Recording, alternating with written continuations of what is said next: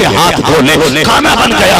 अगर बड़ा आ जाता था तो कहता था पहले छोटे को आने दे, अम्मी जब वो आएगा तब खाऊंगा। अगर छोटा आ जाता था तो वो कहता था पहले मेरा बड़ा आ जाए उसके बाद खाना खाऊंगा। और यहाँ पहले एक दूसरे के बगैर तुम खाते ना थे, एक दूसरे के बगैर तुम पानी नहीं पीते थे, एक दूसरे से इतना प्यार था कि एक दूसरे के बगैर दस्तरखान पे नहीं बैठते थे। खुदा की कसम, जब कभी बाप ने बाजार से लाके चीज बांटी, एक भाई घर पे गए, दूसरा नहीं गए, पहले उसने अपना हाथ बढ़ाया, पापा ये मेरा हिस्सा है। फिर जब दूसरा हाथ निकाला, बाप ने कहा ये क्या है? कहा मेरा भाई बाहर गया है, ये उसका हिस्सा दे दिया जाए। तुम तो इतना प्यार अपनों से करते थे, भाई भाई के लिए इतना मरता था कि उसका हिस्सा नहीं टूटने देते थे, उसको कभी कनगाने की छोड़ देते थे। अगर कभी छोटे को किसी ने बाहर मार दिया, बड़ा भाई 10 साल का था, मारने वाला 18 साल का है, तो ये 7 साल के भाई के आंसू पे 10 साल वाला भाई 18 साल के पड़ोसी से जाके लड़ जाता था। तूने मेरे भाई पे हाथ कैसे उठाया? मुझे बता तो सके। कल हमने भाइयों में इतना प्यार था, आज सगा सके की जान लेने पे तो लागे। आज अपने अपने की कनपट्टी पे तमंचा रखे हुए हैं। मुझे बता ये नफरतें कहां से आई है? मैंने बहुत गौर किया तो एक बात समझ में आई कि जब बचपन था तो दिल में दौलत लगी थी, रिश्ते थे। आज दिल में दौलत आ गई है तो रिश्ते निकल गए हैं। खुदा की कसम, दिल में एक चीज रखेगी, या तो दौलत का प्यार रखेगा या रिश्तों का प्यार रखेगा। क्या सबक है, माशाअल्लाह माशाअल्लाह। कितने भी अमीर बना दे तुम्हें, दौलत यहां तक रखना, रिश्ते यहां पे रखना। दौलत जेब तक हो और रिश्ते दिलों तक होने चाहिए, रिश्ते दिलों तक होने चाहिए। क्या टूट नहीं गए रिश्ते? क्या बिगाड़ नहीं हो गए हमारे लोगों में? क्या अपनों ने अपनों को छोड़ नहीं दिया?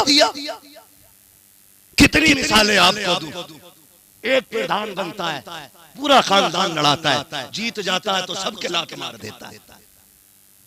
मैं यहां किसी की वकालत करने नहीं, हुजूर के दीन का पैगाम पहुंचाने आया।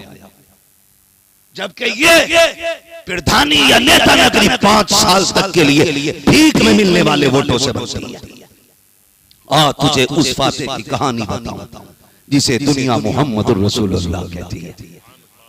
जमीन भी मक्के की है, खुदा की कसम पढ़ें तारीख। वो मक्का जहां से रातों रात निकलने पे मजबूर किया गया, जहां चाहने वालों पर पत्थर बरसाए गए। आज ना कोई मुश्किल नहीं है, जितनी नमाज पढ़ो उतनी इज्जत मिलती है, जितनी तस्बीह पढ़ो उतनी ज्यादा इज्जत मिलती है, जितना हुलिया बना के रखो उतना लोग सर पे रखते हैं। वो दौर कितना मुश्किल था, अगर कलमा पढ़ दिया तो फिर पत्थरों का सामना। अगर जोर से ला इलाहा इल्लल्लाह कह दिया गया तो जबान काट दी जाए तब भी कम है। लेकिन सलाम हो हुजूर के उन यारों पर, हुजूर के उन जानिसानों पर जिन्होंने जुल्म की आंधियों की आंखों में आंखें डाल करके हुजूर के दीन का कलमा पढ़ के सुनाया। हाँ, उस दौर की कहानी बता रहा हूं। वही मक्का जहां पे रातों रात निकलने पे हुजूर को मजबूर किया, और मेरे हुजूर ने रोते हुए मक्का शरीफ छोड़ा था, रोते हुए मक्का शरीफ छोड़ा था। जहां दुश्मनों ने सितम की हद की, बिलाल के बदन को कोयलों से जलाया गया, अबू बकर सिद्दीक को जुल्म और सितम का निशाना बनाया गया। वो मक्का जिसको हुजूर ने छोड़ा, लेकिन तौर बदला। फिर वो दिन भी आया, मेरा नबी फातेह बन के मक्का में आया, और अकेला नहीं, तकरीबन 10 से लेके 14,000 तलवारें मेरे नबी के साथ थी। कितनी? 10 से लेकर के 14,000 तक, कोई भी रिवायत उठा लो, हजारों तलवारें साथ, हजारों तलवारें। वो मेरा नबी फातेह बन के आया, लेकिन कुर्बान उस फातेह आलम और फातेह आजम के जो सवारी पर बैठा तो गर्दन रब की बंदगी और उसकी फर्मा बरदारी में इतनी झुकी है कि पेशानी ऊंट के कोहान से लग रही थी। आज मिंबरिया बन जाए ना जीत के तो यूं आता, मिंबरिया बन के वो मक्के का फातेह बन के आया। आज दुश्मन कहां पर गए, सब अपनी जान की सोच रहे थे, कैसे बख्शे जाएंगे।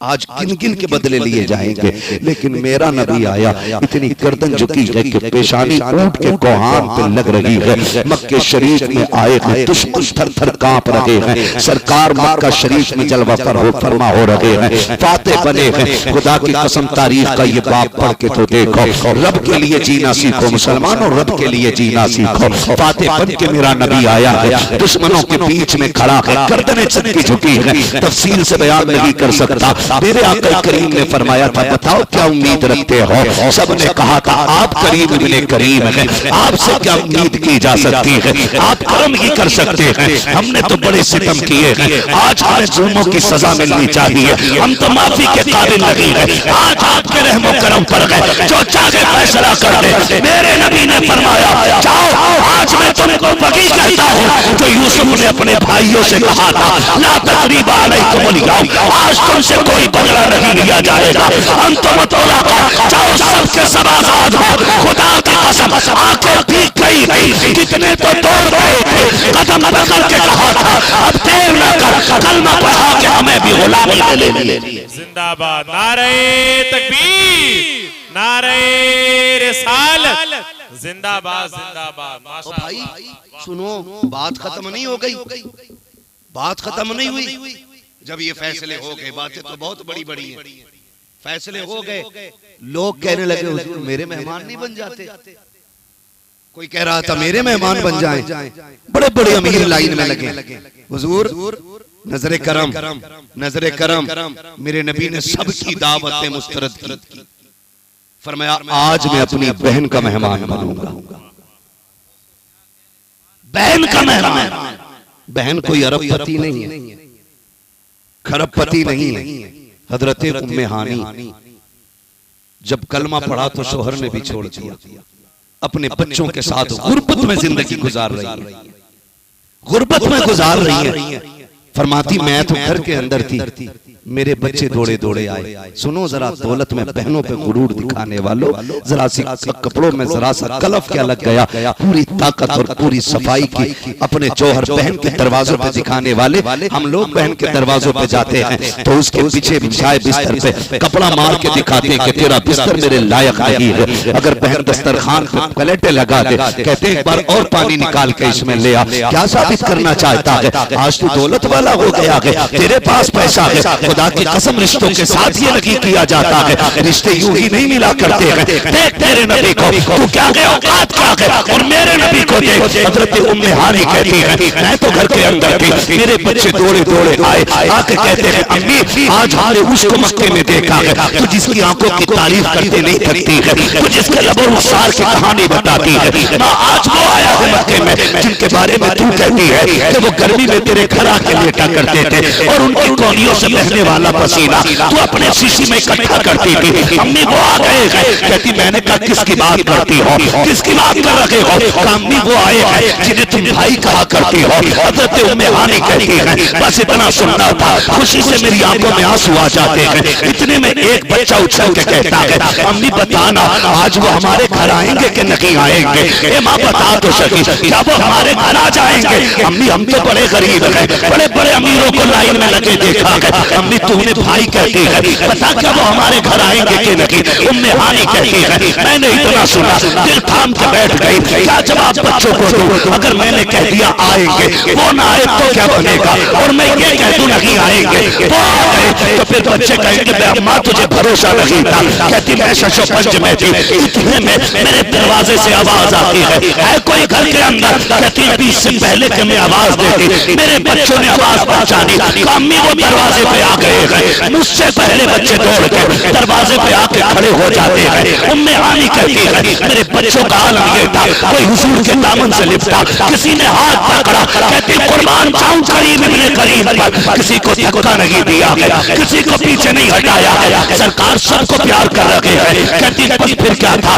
आवाज आती है उम्मे हानी के अंदर आ सकते हैं, हुक्म जैसी इतना मिला है। अर्ज करती है या रसूल अल्लाह मैं भी आपकी हूँ, घर भी आपका है, इजाजत किस बात की है, तशरीफ ले आइए। कहते हुजूर तशरीफ ला रहे हैं। अब जरा कान खोल के मेरे भाई सुनना, जब आका करीम हजरत उम्मे हानी के घर तशरीफ ला रहे हैं, उस वक्त का मंजर क्या था। कहती मेरे घर में बिस्तर नहीं था, बिछाने का कोई सही सालीम सामान न था। हुजूर आए ना, एक बोरिए का टुकड़ा पड़ा हुआ था, सरकार उसी पे बैठ जाते हैं। तब मुझे गैरत आ रही थी, दोनों आलम का मालिक व मुख्तार एक बोरिए के टुकड़े पे बैठ रहा है। कहते जैसी बैठे मेरे नबी मेरी तरफ देखा, बहन भूख बहुत तेज की लगी है, मैंने अभी कुछ नहीं खाया है, खुदा की कसम इतना सुनना था। उम्मे हानी कहती मेरी आंख में आंसू आ गए, भाई ने खाना मांगा है। आका करीम के ये जुमले सुने, कहती घर में तो कुछ ना था, लेकिन फिर भी गैरत की वजह से उठी और जाकर चुप के किचन में चली गई। कहती थोड़ी देर वापस नहीं आई, मेरा नबी क्या नहीं जानता है। कहती मैं किचन में गई, अचानक सरकार की आवाज आती है, उम्मे हानी ताजा कुछ ना लाना, जो रखा है वही ला के दे दो। कहती जब आका ने इतना कहा, मुझे याद आया कि एक सूखा टुकड़ा रोटी का है, थोड़ा सा सिरका मौजूद है। कहती मैंने वही लिया है, हुजूर की खिदमत में लेके आ गई। आका करीम ने मुस्कुराते हुए उसे खाया। कहती जब सरकार खा रहे थे, मैं देख रही थी, रोटी का टुकड़ा इतना सख्त था कि काटे नहीं कटता है। नबी के चेहरे पे कोई शिकन नहीं है, कोई शिकायत आका को नहीं है, मुस्कुराते जा रहे हैं, खाते जा रहे हैं। जब फारिग हो गए, हाथ उठा के कहा या अल्लाह तेरा शुक्र है जो नेमत तूने बरसों पहले लगन के दस्तरखान पे खिलाई थी, आज बरसों के बाद बड़ी बरकत वाली तूने नेमत फिर से खिला दी है। अल्लाह मेरे लगन के बेड़े को सदा सलामत रखना है। खुदा की कसम या करीम का ज़र्फ है, लगन के दरवाजे पे गए हैं, ये रवैया ये रखे है। सुनो बहने कितनी भी गरीब हो जाए, रिश्ता तोड़ना नहीं, रिश्ता जोड़ना, इसलिए ये बहने ज़हमत लगी, बहने खुदा की रहमत हुआ करती। जिंदाबाद जिंदाबाद। इतने खराब हमारे रवैये हैं, खुदा की कसम दौलत की सारी ताकत रिश्तेदारी, ताकत सारी अपनों पे हम दिखाने की कोशिश करते हैं। ये भी कोई जिंदगी है। हुजूर सब कुछ होते हुए, सैकड़ों गुलाम होते हुए सरकार बहन के दरवाजे पे गए ताकि मेरी बहन का दिल न टूटने पाए, दिल न टूटने पाए। इसलिए खुदा रहा अगर अल्लाह दौलत दे तो बिगड़ना नहीं, बिगड़ना बोले बिगड़ना, बिगड़ना घमंड करना नहीं है। इसलिए कि ये दौलत कभी किसी की नहीं हुई, कभी किसी की नहीं हुई है। अल्लाह से दौलत मांगो, हक है तुम्हारा, लेकिन दौलत भी दौलत है उस्मानी मानी। जो दौलत अल्लाह और उसके रसूल के काम आए वो दौलत मांगो, वो दौलत खुदा की कसम दुनिया में राहत का सबब बनेगी, आखिरत में जन्नत का सबब बन जाएगी, आखिरत में जन्नत का सबब बन जाएगी। बदलो अपने रवैये, तरीके बदलो और दौलत के लिए अपनों को छोड़ने की कोशिश न करना। वो कहा था किसी ने, हुए नामवर बेनिशां कैसे कैसे, जमीन खा गई आसमां कैसे कैसे। क्या बचा है, क्या बचा है? इस जिंदगी में कितनी बहार है, देखिए कितने उतार चढ़ाव आए, चले गए, चले गए। सुख आए तो दुख ना भूलना, दुख आए तो सुख ना भूलना। इसलिए कि अगर दुखों के दिन नहीं रहते तो सुखों के दिन भी नहीं रहते। मौसम बदलते रहते हैं, कभी सुख है कभी दुख है। अगर दुख मिले तो सब्र करना है, सुख मिले तो शुक्र करना है। अपने रब को नाराज, अपने रब को नाराज नहीं करना है, ये कोशिश करनी है, कोशिश करनी है। किसी का हराम का लुकमा, हराम का लुकमा नहीं खाना। हमारा रब कौन है? जोर से पीछे वाले भी बोल दें, रब कौन है हमारा? हाथ उठा के बताएं कौन है? अल्लाह हमारा रब है, अल्लाह हमारा रब है। हलाल खाओगे वो तब भी देख रहे, हराम खाओगे वो तब भी देख रहे। हिसाब एक एक दाने का होना, एक एक लुकमे का हिसाब होना। कई बार जवान कहता जी हमारे अब्बा को समझाते, क्या जरूरत पड़ी है रक्षा चला रहे, क्या जरूरत पड़ी है रक्षा चला रहे। नाक कटवाती हमारी, लोग रक्षे वाले का बेटा कहते हैं। मैं कहता हूं नादान, बाप की मेहनत और मजदूरी को देख के शर्म न कर, वो रक्षा चला के शाम को बिस्तर पे लेटे तो उसके पैर दबा, उसके कंधे दबा के अब्बा तेरा एहसान है, तेरे कपड़े शाम को मेहनत के पसीने में भीगे जरूर होते हैं लेकिन किसी गरीब के आंसुओं से भीगे हुए नहीं होते हैं। अब्बा तेरा एहसान है, तूने हराम के मुर्गे तो नहीं खिलाए, अलबत्ता मेहनत करके हलाल की चटनी जरूर खिलाई। मुकद्दर वाले हैं वो बेटे जिनका बाप हलाल की चटनी खिलाता है, और कम नसीब होती है वो नस्लें जिनका बाप हराम के मुर्गे खिलाता है। इसलिए कि फरमाया गया जो जिस्म हराम के लुक़मे खा के पलेगा अल्लाह उस जिस्म को जहन्नम का ईंधन बनाएगा, जहन्नम का ईंधन बना देगा। ना जा यार हराम की तरफ, तेरा रज़्ज़ाक़ अल्लाह है, तेरा रब अल्लाह है, तू मांग के जो दे वो क्या नहीं दे सकता है, क्या नहीं दे सकता। वो पत्थर से ऊंटनी पैदा कर दे, वो दरिया में रास्ते निकालता। शर्त ये है मांगने वाला भी तो होना चाहिए, मांगने वाला भी तो होना चाहिए। मांगो दिल से, अपने रब से मांगो, कभी हराम की तरफ हाथ नहीं बढ़ाना। दिल ने काबू साले खाना नहीं है, और खा लिया है तो फिर माफी लेनी है। चले किनारे किनारे, बाग दिख गया, हम सेब लटके हुए थे, समझ गए हो ना हो इसी बाग का फल होगा। ऐसा ही फल था। ये सोच के बाग में बंदा एक काम कर रहा था, उससे कहा तू इस बाग का मालिक है? तो जो है सारे लोगों की, हर गोद में अब्दुल कादिर नहीं आया करते। तू इस बाग का मालिक है? उसने कहा नहीं। कहा फिर मालिक कहाँ है? उसने कहा वो जो झोपड़ी दिखाई दे रही है बाग का मालिक उसमें बैठा है। आप फरमाते मुझे उससे मिलना है, तो उस खादिम ने कहा वो हर किसी से मिला नहीं करते। आप फरमाते हैं जाओ उनसे जाके कह दो एक नौजवान आया है, बड़ी जरूरी बात करनी है, मुझे उनसे मिलना बड़ा जरूरी है। वो गया और जाके कहने लगा हज़रत कोई जवान है आपसे मिलना चाहता है, बात जरूरी है। कहने लगे जाओ पूछ के आओ नाम क्या है और काम क्या है। उसने आके पूछा नाम क्या? फरमाने लगे मुझे अबू साले जंगी दोस्त कहा जाता है। ठीक है ठीक है। का काम यह है कि मुझे माफी लेनी है, एक सेब खा लिया है बिना इजाजत के। अंदर खबर पहुंची, आंखों में चमक आ गई। ऐसा लग रहा था कि ये जो बुजुर्ग बैठे हैं ये शायद बरसों से इसी का इंतजार कर रहे थे, इसी के इंतजार में। कहा जल्दी बुलाओ। आए करीब, दुआ सलाम के बाद ऊपर से नीचे तक देखा। कैसे आए हो? हुजूर आपके बाग का एक फल खा लिया, इजाजत नहीं लेती, दिल नहीं मान रहा, माफी दे दें, कहीं रब के हिसाब में पकड़ा ना जाऊं। फरमाने लगे अच्छा माफी लेने आए? वो कहा हाँ। कहा जब बिना इजाजत खाया तो कीमत तो अदा करनी पड़ेगी। फरमाने लगे मांगो क्या करना है? कहा मेरे बाग की रखवाली करनी है। कितने दिन का? इतने दिन तुम्हें बाग रखा? 10 साल 12 साल मुकर्रर कर दी गई मेरा। इतने दिन बाग रखाओ फिर आगे बात करो।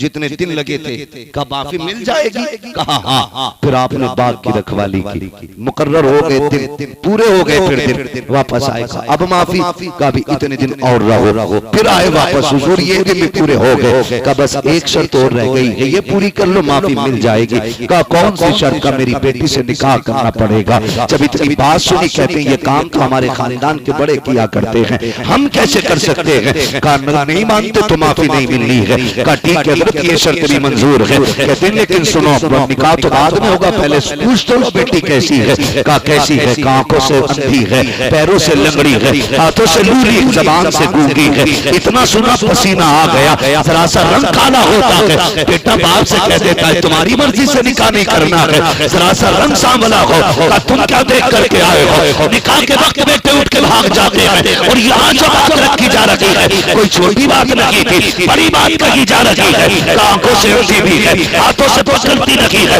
पैरों से चल नहीं सकती है। जैसी इतना सुना है आप हमारे हैरत इस्तेजाब के डूब जाते हैं, फिर कहते चलो मंजूर है, माफी तो मिल जाएगी। जब माफी मिल जाती है ना, उसके बाद निकाह के बाद माफी मिली का मेरी ज़ौजा किधर है, का वो जो सामने वाला मकान है उसी के अंदर चले जाइए। जब आप अंदर आते हैं, दरवाजे पे पहुंचे, दरवाजे पे दस्तक दी, आवाज आई ठहरिए अभी आती हो। आवाज इतनी खूबसूरत थी कि आप हैरत में पड़ जाते हैं कि ये आवाज किसकी होगी। जैसे दरवाजा खोला है, आने वाली खातून ने सलाम किया है, आपने जवाब दिया है, कहा तुम्हें क्या पता मैं कौन हूँ, कहा कोई और नहीं, इस दरवाजे पे या तो मेरा बाप आ सकता है या फिर मेरा शोहर आ सकता है, कोई तीसरा नहीं आ सकता है। इतना सुना है, दौड़ करके पीछे गए, अब्बा जी बताए हजरत आपने तो ये कहा था उसमें मेरी बीवी रहती है, लेकिन वो खातून कौन है, कहा वही तो तेरी बीवी है, वही मेरी बेटी है, कहा वो तो बोल भी रही है, देख भी रही है, चल भी रही है। आपने फरमाया सुनो,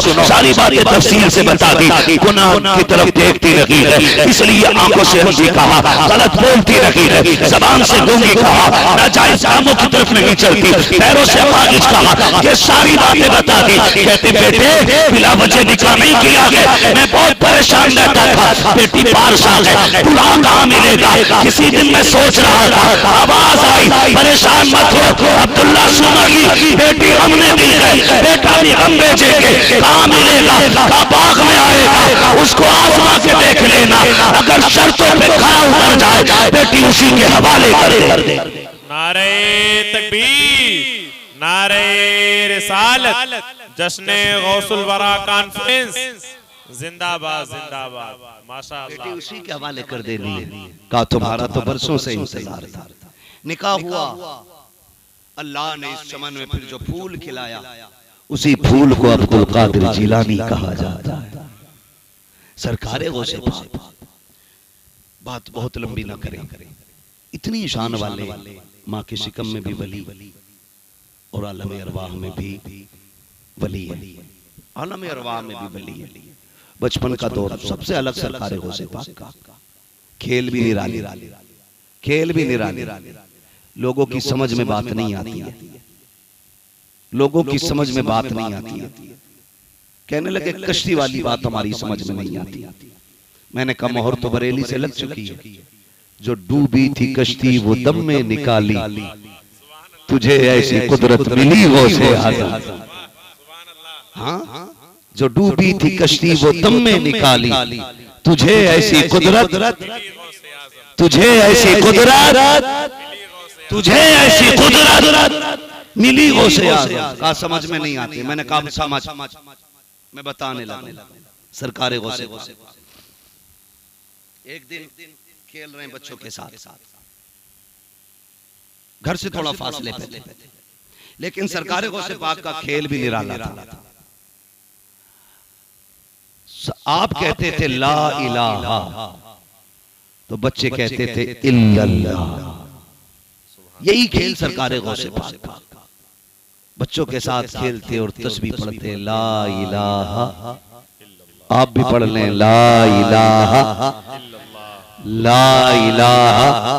ये खेल आप बच्चों के साथ खेल रहे हैं। इतने में ना एक बुजुर्ग गुजरे, बुजुर्गों ने बच्चों की तरफ देखा, देखने के बाद देखा बच्चे खेल रहे हैं, हुजूर की उम्मत के बच्चे, का अस्सलामु अलैकुम, बच्चों को सलाम किया। अच्छा, सलाम का भी अजीब मसला है हम लोगों की नजर में। यही सोचते हैं कि इमाम साहब ही सलाम करें,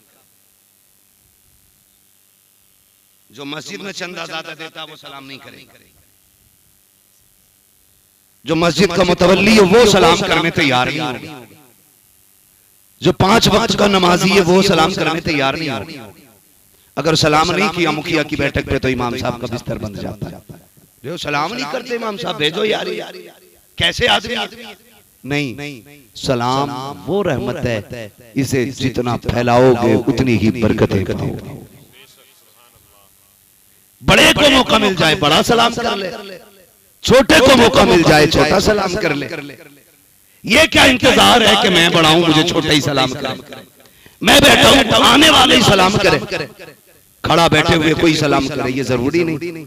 जिसका जब मौका मिल जाए सलाम कर लिया करे। यही हुजूर के सहाबा का तरीका। हाँ, अगर अचानक मिले ना तो एक दूसरे को मौका ही नहीं देते, फटाक से सलाम कर देते थे। कभी कभी ऐसा होता दोनों एक साथ सलाम कर लेते। यही हमारा इस्लाम, ये ऊंच नीच के फर्कों को मिटाता है। लेकिन हमने पैदा कर रखे, हम सलाम हमें करो, हम नहीं करेंगे, तुम्हें करो। इज्जत देने से इज्जत घटा नहीं करती, दूसरों को इज्जत देने से इज्जत बढ़ा करती है, बड़ा करती है। आए बुजुर्ग, उन्होंने सलाम किया, सलाम अलैकुम। सारे बच्चे हुजूर के उम्मती, नेक बच्चे सारे, और खेलने वाले साथी गौसे पाक के थे, कोई आम तो नहीं थे ना। सबने कहा वालेकुम अस्सलाम। सरकार गौस पाक ने देखा, फरमाने लगे वालेकुम अस्सलाम, वालेकुम अस्सलाम। 2 मरतबा जवाब दिया, 2 मरतबा। बुजुर्ग ठहर गए, गौस पाक का चेहरा देखा, देखते ही रह गए। हाथ पकड़ा, कहने लगे नाम क्या है? कहा अब्दुल कादिर। का बताइए, सारे बच्चों ने मेरा सलाम सुना, आपने भी सुना? कहा जी। का सलाम मैंने 1 मरतबा किया। का ठीक। का फिर जब सबने एक बार जवाब दिया तो आपने 2 मरतबा जवाब क्यों दिया? फरमाने लगे बाबा जाइए, जो आपका काम था वो आपने कर लिया, जो अब्दुल कादिर का काम था वो अब्दुल कादिर ने कर लिया है, जाइए आप अपना काम कीजिए। वो ठहर गए, समझ गए इसमें कोई ना कोई राज है। बात बड़े बड़े की बच्चा कह गया, बात होगी कोई ना कोई। कहने लगे बेटे उस वक्त तक नहीं जाऊंगा जब तक बताओगे राज क्या है। आपने पूरा हाथ छुड़ाया, कहा जाइए ना, आप अपना काम करें, मुझे मेरा काम करने दें। वो बुजुर्ग कहने लगे बताओ बेटे काम क्या, बात क्या? कहने लगे अच्छा पूछोगे? कहा फिर हाँ। तो हाथ पकड़ा, एक टीले पे लेके आए और वहां खड़े होकर कहने लगे अपने घर की तरफ देख के, कहने लगे वो हवेली नजर आ रही? वो हवेली नजर आ रही है? उन्होंने देखा, कहने लगे हाँ दिख तो रही है। फरमाने लगे याद है तुम्हें कि 4 साल पहले इस बस्ती से गुजरे थे? कहा हाँ। कहा इस घर के आगे से भी गए थे? कहा जी। कहा तुमने सलाम किया था? कहा हाँ किया तो था। कहा क्यों किया था? कहा इसलिए किया था कि ये सैयदों के चौखट है। तमन्ना ये थी कि इस घर से जवाब मिल जाए तो बरकतें मिल जाएंगी। का ये सोच करके मैंने सलाम किया था। सरकार गौसे पाक फरमाते हैं बताओ क्या तुम्हें जवाब मिला था? कहा जवाब तो नहीं आया था। कहा जानते हो क्यों नहीं आया था? कहा मुझे नहीं मालूम क्यों नहीं आया। गौसे पाक फरमाते हैं उस वक्त मेरे घर के अंदर सिर्फ मेरी माँ मौजूद थी, इसलिए तुम्हें किसी ने जवाब नहीं दिया था। कहते ये बात तो समझ में आ गई, तुम्हारी माँ तो मौजूद थी, लेकिन ये बात तुम्हें कैसे मालूम है? आप फरमाते हैं जब आप दरवाजे पे आए थे आपने सलाम किया था। अब्दुल कादिर जिलानी उस वक्त माँ के शिकम के अंदर मौजूद था। जब आपने सलाम किया था मैंने आपके सलाम को सुना था, आपको पहचान भी लिया था। कहते कि अगर मैं चाहता उस वक्त भी जवाब दे सकता था, लेकिन माँ के डरने के खौफ से मैंने जवाब नहीं दिया था। बाबा उस दिन से तुम्हारा इंतजार था, एक दिन का कर्जा उस दिन के सलाम का था, एक कर्जा आज का है। बाबा बिना वजह तो जवाब नहीं दिए गए, एक जवाब दे करके 4 साल पहले का कर्जा उतारा है, एक जवाब दे के अब्दुल कादिर ने आज का कर्जा उतार दिया। जिंदाबाद जिंदाबाद माशाअल्लाह। ये सरकार गौसे पाक है। मैंने कहा था हम कह रहे हैं गौस वो तीखा तेरा, मर के भी चैन से सोता नहीं मारा तेरा। सबसे उलझ लेना मुल्ला, बगदाद वाले से न उलझना, बगदाद वाले से न उलझना। मैं कसम खा के कहता हूं, बड़ी से बड़ी कसम उठा लूं, मैंने 2 लोगों के गुस्ताख को जलील होके मरते देखा है। इन्हें उस वक्त तक मौत नहीं आती जब तक अल्लाह जलील नहीं कर देता। नंबर 1 बगदाद वाले का दुश्मन जलील होके मरता है। नंबर 2 बरेली वाले का दुश्मन जलील होके मरता है। बड़ी मिसालें हमारे पास। कोशिश ये कीजिएगा इनसे बिगाड़ना न पाइएगा, बिगाड़ना सरकारें गौसे पाक।